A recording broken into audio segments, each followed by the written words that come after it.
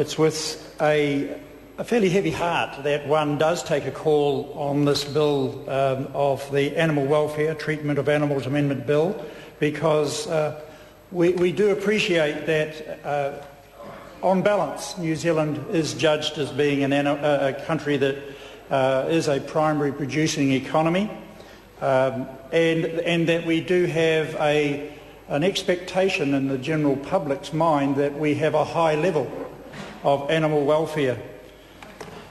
And yet while we do that, we know that presently there are campaigns being run to improve those practices, and there's no doubt in my mind that at the appropriate time, as viewed by those organisations that are accountable to their members and are accountable back to New Zealand citizens and globally, they will change those practices. But as this bill stands, it has a number of fundamental flaws, and the principal part of it, section 4, the definition of physical health and behavioural needs, CA, it states freedom of movement that must not be restricted in such a way as to cause suffering or injury. We could live with that. That sounds pretty perfectly understandable and in the right direction, and having sufficient space to display normal patterns of behaviour, such as being able to turn around easily and walking. And that's, Mr. Speaker, where I personally have great difficulty, because whilst we talk about pigs and chickens in the popular context, we are also talking here about a broad range of animal farming.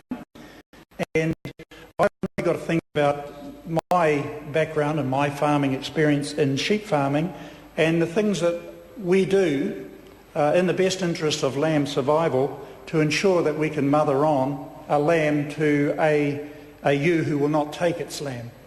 And what we will do is we will actually immobilise the ewe in as careful a manner as possible, so that that lamb can actually suckle its mother and actually build up the strength to survive. Now, that in itself is often the difference between profitability and loss. And you could say, well, we don't care. We don't care. We want animals to have rights. And I accept that.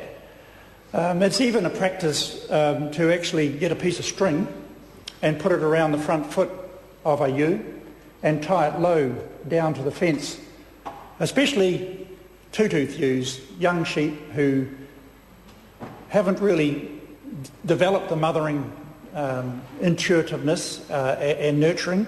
So you tie them up for a day or two. You make sure they have water. Yeah, a day or two, not 6 months. But Mr. Twyford, you would be breaking the law, and you would be criminalising people who were trying to ensure that we had 24 million lambs to slaughter and export under a clean, green, low, 100% pure label, not sort of farming in the backyard of Auckland or something like that. And this is where I have some serious concerns. I understand the sincerity and genuine nature of the person who's moving the bill, but in its realistic context, I'm afraid it falls well short. So one only has to go on to the thought of shedding up a shed full of sheep. One fills the shed up so the sheep cannot move around, that they cannot walk freely and dance around and behave in such a way. You would be criminalising every farmer that shedded up a shed of sheep. So I think myself that whilst we can really allow the emotions and the emotives to boil over, this is probably a clear situation that is best left up to the experts, to the advisory councils. There's no doubt the message is getting through, and that there have been dramatic changes. One change, Mr. Speaker, that I've noticed in my time is the practice of mulesing.